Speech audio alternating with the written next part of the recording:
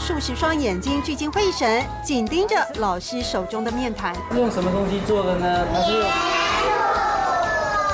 不对哦，它是用面粉跟糯米粉下去做的哦。捏面达人罗子正变魔术一般，靠着面粉加糯米粉的简易材料，以双手轻松创造一方世界。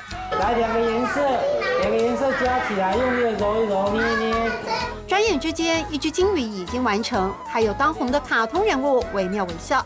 而这一切的起头，原本只是好玩。一捏就是10年了，这是应该快10年了吧？一次庙会中看到捏面人师傅的巧手艺，罗子正就此废寝忘食，疯狂学习。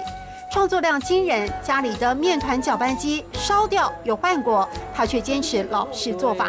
虽然传统做出来的材料没办法保留很久，但是我是觉得它是一种记忆的一个价值。透过教学，让眼前的孩子和传统文化连结。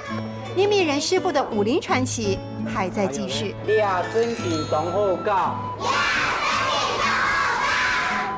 呀，真顶懂后告，这真的很好玩，对不对？呀，真顶懂后告，呀，真顶懂后告。